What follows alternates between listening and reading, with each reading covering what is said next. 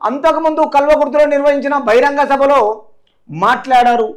లోకసభ ఎన్నికల సమయంలో ఇచ్చిన హామీ మేరకు 2 లక్షల లోపున రుణమాఫీని కంప్లీట్ చేసుకుంటున్నారు.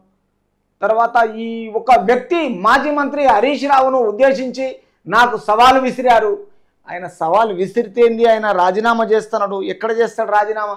వాళ్ళు మాటలు ఇచ్చి మాటలు తప్పించుకుంటారు. వాళ్ళు కల్వకుర్తి సభలో అభివాదం చేస్తున్న సీఎం రేవంత్ 2014 తెలంగాణ ఇచ్చిన రాష్ట్రానికి ముఖ్యమంత్రిగా నాయకత్వం వహించే నాయకుడి పేరు చెప్పుకోకపోవడం వల్ల కాంగ్రెస్కు నష్టం జరిగింది. తర్వాత పార్టీ అధికారంలోకి రాలేదు. 2014లో సీఎం అభ్యర్థిగా జైపాల్ రెడ్డిని ప్రకటించి ఉంటే కాంగ్రెస్ పార్టీ తప్పకుండా అధికారంలోకి వచ్చి ఉండేది.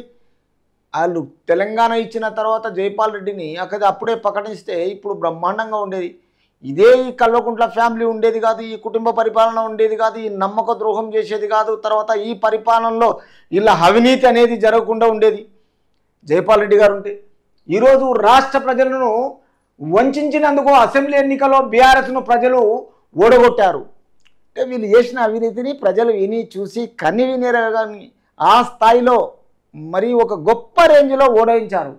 తర్వాత బీఆర్ఎస్ను ప్రజలు ఓడగొట్టిన ఆయన అహంకారంగా మాట్లాడుతుంటే లోకసభ ఎన్నికల్లో గుండు సున్నా ఇచ్చారు.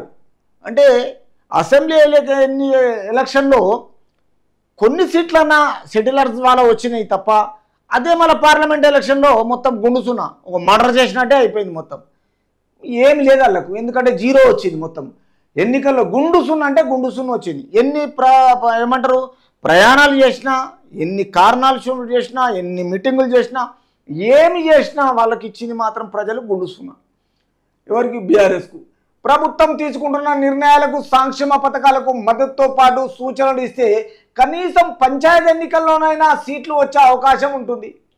వీళ్ళకు ఏడ రాదు. ప్రజలు మొత్తం వీళ్ళను అంతా పసిగట్టేసారు. వీళ్ళు చేసేది అవినీతే.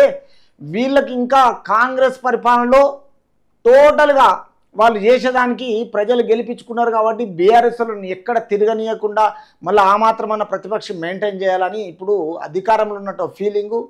ఆ కాంట్రవర్సీ చేయడము, ఆ గట్టిగా మాట్లాడము, తప్పుడు తడకలు చేసిన తర్వాత, తప్పుడు వ్యవహారాలు చేసిన తర్వాత మళ్ళీ తిరిగి ఏంటంటే ప్రజల్లో ఏదో కొంచెం క్షమించి మళ్ళీ రోజు రోజుకు ఏదో సపోర్ట్ చేస్తారని చూస్తున్నారు. కానీ అది ఏది జరిగేది కాదు, పోయేది కాదు.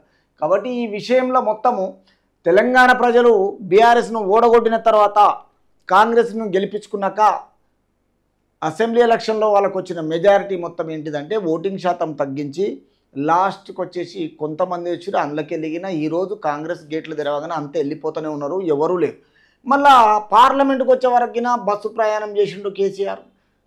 మళ్ళీ కేటీఆర్, హరీష్ రావు బాగా బ్రహ్మాండంగా ఎక్కడంటే అక్కడ తిరిగిర్రు, కారణాలు షోలు చేసిర్రు. కానీ లాభం ఏముంది చెప్పండి? ఏమీ లేకుండా అయిపోయింది. 0 వచ్చేసింది. ఇంకా వీళ్ళకు అహంకారం ఏంటిదంటే వాళ్ళు అధికారం ఉన్నట్టు ఇంకా ఇంకో చండాలం ఫీలింగ్ ఉంటుంది. ఆ ఫీలింగ్ ఎప్పుడు పోతుంది అంటే వీళ్ళకి ఓటమి అయిపోయింది, మేము ఎందుకు ఓడిపోయాము, అసలు ఏం తప్పు చేశామని ప్రజల్లోకి వెళ్ళేది లేదు, చూసుకునేది లేదు. గడుసుగా అవే మాటలు, అవే తప్పుడు పనులు. ఇంకా మరి వాళ్ళు ఎప్పుడు మారుతారో చూడాలి, ప్రజలే ఇస్తారు.